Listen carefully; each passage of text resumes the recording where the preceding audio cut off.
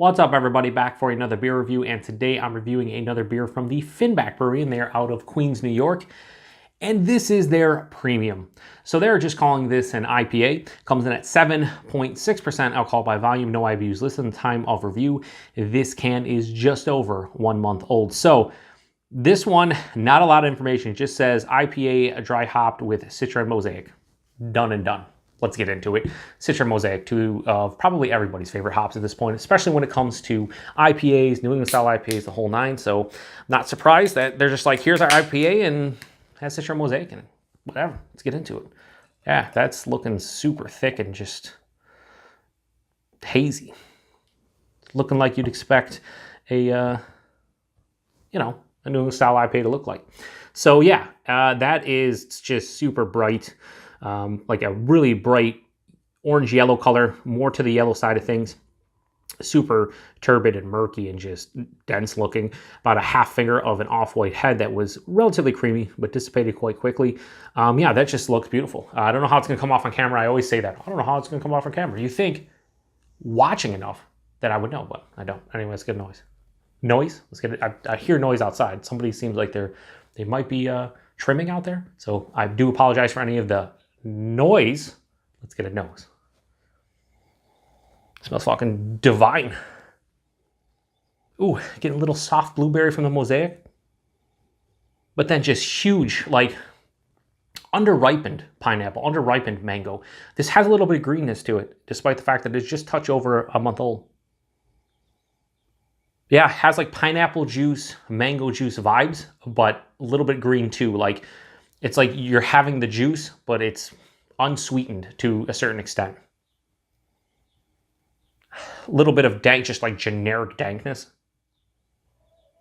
7.6%, we get a little bit of the malt here. Has a really nice crackery, sweet malt component to it.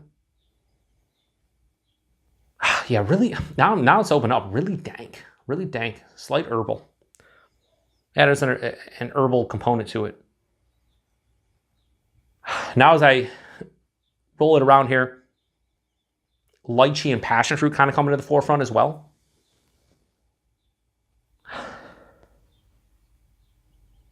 Yeah, it smells really good. It doesn't smell overly complex. It just smells like something that's going to be just totally enjoyable. But there's not a ton going on here. So let's get into it. Cheers, everybody.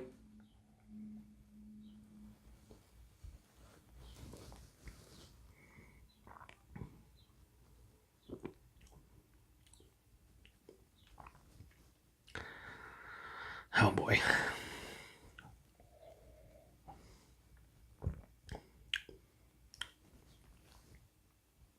It's great. It's a fucking great. Should I just stop reviewing Finback beers at this point? Like, because everything is just killer at this point. This is just fucking dynamite.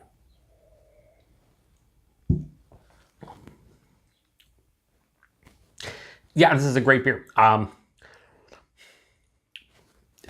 I don't want to say I'm speechless, but I kind of am. Body and mouthfeel, it's almost redundant at this point when it comes to other half and Finback to talk about them, because if you've watched enough of my reviews, they're all very similar, but like, this is fucking spectacular. This body at 7.6% is like higher side of medium body. This is big.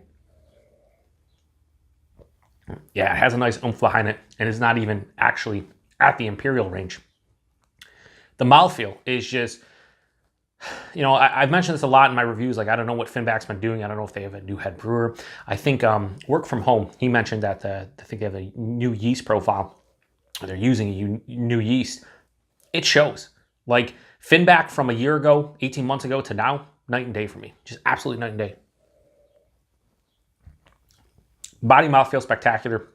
The taste on this one, I will say, there is a little bit of greenness here as I keep on drinking it. Ever so slight touch of hop burn in the back of the throat. That's going to knock it down a little bit for me, going crazy, because as I keep on sipping on it, the drinkability is being impacted ever so slightly. But like the taste of this, for a second there, I got like cantaloupe, like a fleshy melon. I got a little bit of sweet blueberry from the Mosaic. There's big stone fruits in here, mango and peach and apricot and nectarine. Lychee, tropical fruit-wise lychee, a little bit of sweeter pineapple. But there's this, omnipresent omnipresent, just generic dankness that kind of keeps everything in check. It is a sweeter beer. There's a little bit of sweeter, crackery, biscuity malt profile to this one. And there's really a light bitterness on this one on the back throat, just ever so slight. It finishes sweeter. If you don't like sweeter New England style IPAs, you probably won't like this one. But here's the thing, that hop burn, that green acidity on the back end, 4.5%, or sorry, 4.5. What did I say this was? Just over 4 months old. Not quite 4.5. I think it's just a couple days over. But like, just to say around 4.5 weeks old. This beer, at like maybe 1 to 2 weeks, probably would have been very harsh on my palate. I think, I'm just assuming based on what I'm drinking here. Right now, it is subdued. It's mild. It's kind of, just a little bit of that hop burn. It's really easy to drink. I do think at the end of this can, I will probably be one and done with this one. If I had another can, I probably wouldn't want to drink it at this point, because I feel like when I take down the other 10 ounces that I probably have left, that hop burn's gonna build, be a little harshness on the back of the throat. Aside from that though, like if you took out the hop burn, this is like a 4.75 all day, every day. Like this is approaching 5 out of 5 for me. This is for a 7.6% IPA, which is Citra and Mosaic. Yeah, this is kind of what I want in terms of profile and just taste and everything. As is though, with that hop burn, I'm gonna have to knock it down a little bit. Not a ton, just a little bit. So I'm gonna give Premium from Finback a 4.5 out of 5. This is a great beer. If you've had this one before, let me know what you think about it. I sent this one out to a good friend of mine, viewer of the channel, Jeff, aka No Jinx. I'll be curious to see what he thinks about it, but yeah, this is just dynamite. Yeah, Finback just does it. They know what they're doing. Price point on this, I think, was $18 a 4-pack at the brewery. I think I paid $5, maybe like $5.25 a can at the One Stop Brew Shop in Rochester, New York. They took a trip down to Finback, brought a bunch of stuff back, so I'm okay with paying an extra 75 cents, even $1 for a can, because they have to make money somehow, and I really appreciate them going down and grabbing it. Otherwise, you won't get Finback too often in the Western New York area, which leads me to the availability. Mostly, you can get their stuff at their brewery only. They do get drips and drabs in Massachusetts and some places in New York. One cool thing about New York, at least when it comes to the bottle shops, a lot of places can go and like almost self-distribute in a way. They can just go and grab stuff, bring it back, and then sell it. So that's pretty cool. And that's pretty much the way that I've been introduced to Finback in the last 2.5, 3 years. And yeah, I'm just going to continue buying their stuff. This is a great beer. I love it. I wish the hop burn was a little bit less, because I think this would be a 4.75 out of 5. But regardless, a 4.5 out of 5 is great. So Premium Finback, 4.5 out of 5. Appreciate everybody stopping by. 7.6%. I can't tell, it's a hair over like 6. So yeah, crazy stuff going on nowadays with New England style IPAs, from other half to Finback and the whole nine. Like, so many places are crushing it.